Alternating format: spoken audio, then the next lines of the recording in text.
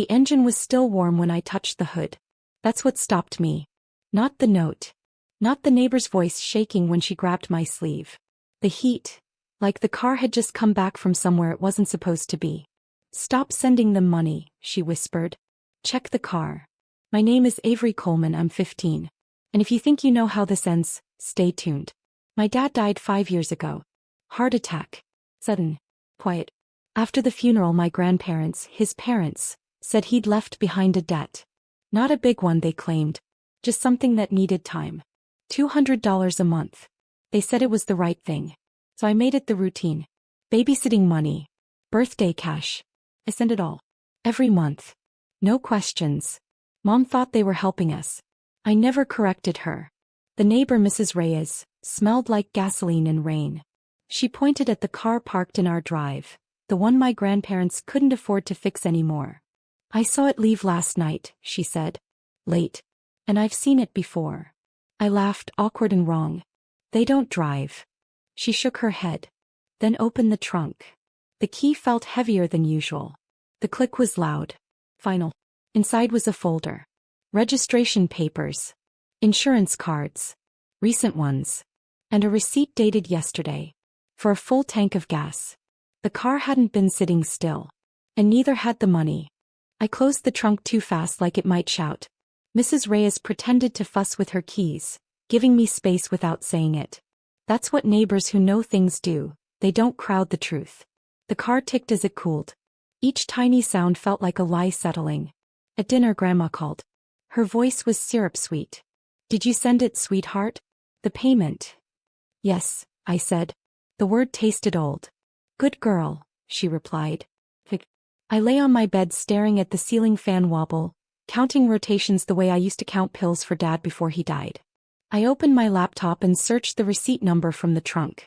It took 3 tries. Then it popped up. A roadside diner 40 miles away. Yesterday. Time stamped. Who drives 40 miles for pancakes when you don't drive? I dug through old emails. Every thank you, every update. Patterns started to show. Payments increased after holidays. Notes about repairs. Insurance. Words that sound responsible until you stack them. Mom knocked and peeked in. You okay, Ave? Yeah, I said too quick. She nodded and left the door half open. Doors again. Always half. At midnight my phone buzzed. A text from Grandpa's number. Car broke down again. We're stranded. Could you help? I stared at the message, then at the open door, then at the keys on my desk. I typed back one word. Where? The dots appeared immediately. And my stomach dropped, because the address he sent wasn't anywhere near their house. It was near the diner. The Receipts diner. I didn't answer right away. I stood in the hallway staring at the front door like it might move on its own. The porch light hummed faintly through the glass, steady, patient. Mrs. Reyes's words echoed in my head. I've seen it before. I grabbed my hoodie and slipped outside. The night air smelled like wet asphalt and cut grass. I didn't tell Mom where I was going. That felt wrong. But something else felt worse. Letting them keep steering me. The address Grandpa sent led me past the diner and into a quiet strip of storage units. Yellow lights. Long shadows. Too clean. Too intentional. The car was there, parked neatly between 2 units, engine off, hood cold now. No breakdown. No hazard lights. Just waiting. I hid behind a dumpster and watched. A man unlocked one of the units. Grandpa stepped out of the car, walking fine, laughing. Grandma followed, holding a small envelope. They didn't look scared. They looked busy. The door rolled up with a metallic rattle and the light inside snapped on. I saw boxes. Electronics. A motorcycle helmet. Things you don't buy when you're drowning in debt. Grandma handed the envelope to the man. He counted. Nodded. Smiled. My phone buzzed in my hand. Any update? Grandpa texted. I looked at the open unit, at the lights spilling out, at the door they hadn't bothered to close. And for the first time in 5 years, I understood exactly what my money had been paying for. Not a debt. A life they didn't want me to see. I didn't step closer. I stayed where I was, hidden by shadows and the sour smell of old trash, watching the storage unit glow like a confession. The metal door was fully open now. No hesitation, no shame. Inside, stacked boxes were labeled in thick marker. Audio tools seasonal. Seasonal what? Debt. Grandpa laughed again. Real laugh. Not the tired one he used on the phone with me. Grandma pulled out her phone and took a photo of the boxes. Send this to Ron, she said. He'll want proof.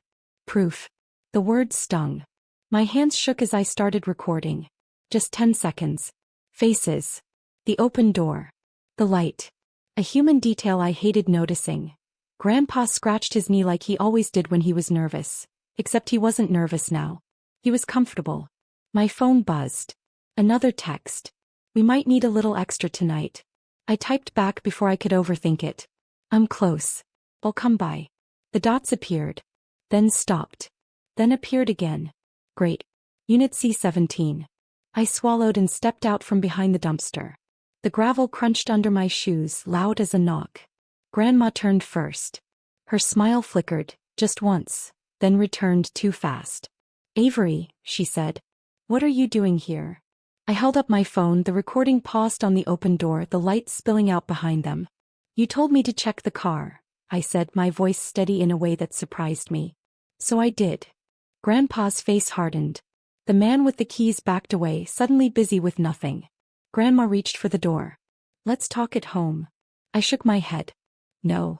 The storage unit light hummed. The door stayed open.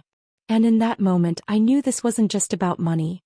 It was about how many doors they'd opened using my trust.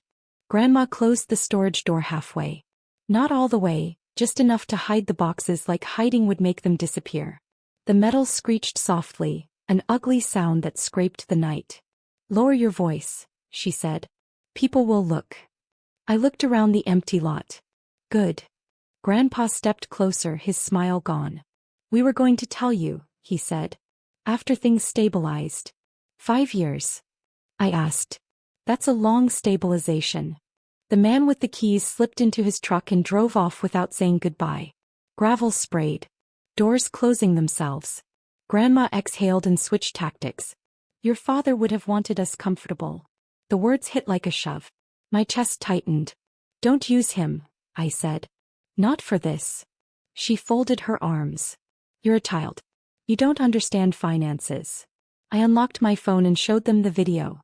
Faces, boxes, date stamp. I understand lying, I said. Grandpa's jaw worked. If you stop sending money, we lose the unit. That's the point. Silence stretched. A distant car passed. The storage light hummed, steady and exposed. My phone buzzed again. Mrs. Reyes, are you okay? I typed back. Yes. I have proof. Grandma's voice dropped. If you show anyone, we'll tell your mother you stole the money. I felt the sting of fear real sharp, but it passed.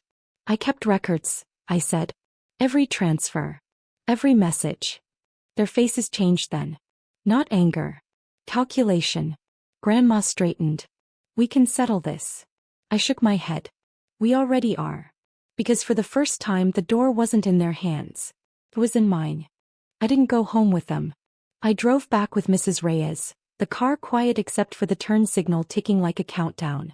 My hands still smelled like metal and dust. Proof has a smell when you finally touch it.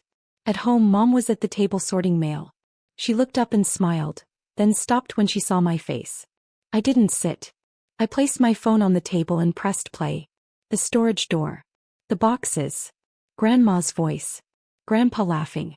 Mom watched without blinking. When it ended, she didn't speak right away. She reached for a napkin, folded it twice, then once more. A human habit she has when she's trying not to break. I sent them money, I said. Every month. From babysitting. From birthdays. I thought it was right. She closed her eyes. They said the debt was almost gone. It never existed, I said. The room felt lighter and heavier at the same time.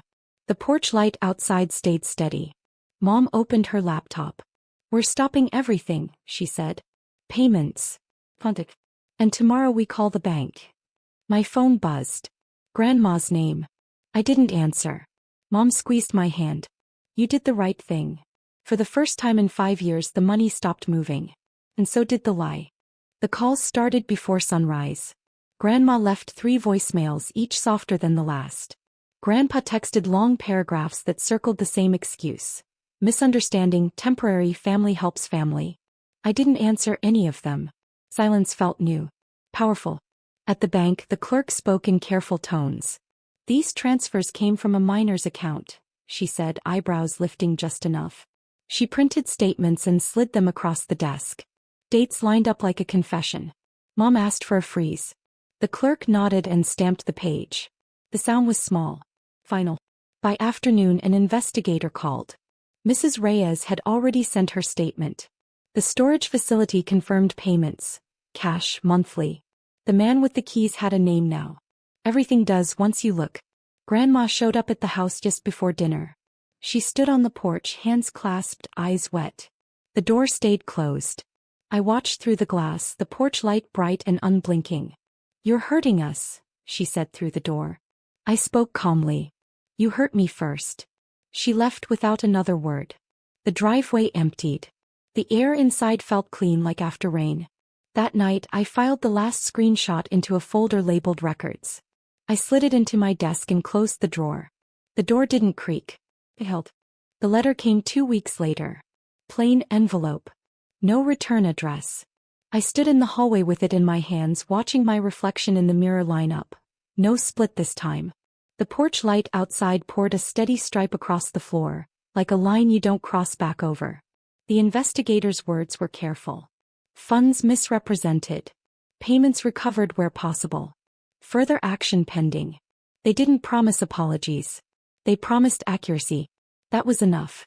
Grandma and Grandpa stopped calling. The storage unit was cleared. The car went up for sale. The diner receipt never appeared again. Consequences don't need speeches. They rearrange lives quietly. Mom and I set a new routine. Every dollar I earn goes into an account with my name on it and rules written in ink. We keep records. We keep doors locked when they should be locked. Open when they should be open. Mrs. Reyes brought over soup one night and didn't ask questions. Just squeezed my shoulder and left the porch light on when she went. Sometimes I still hear the trunk click in my head. But it doesn't scare me anymore. It reminds me I checked. I looked. I stopped. My name is Avery Coleman. I'm 15. I learned that lies travel far. Until someone opens the right door, turns on the light, and lets them end.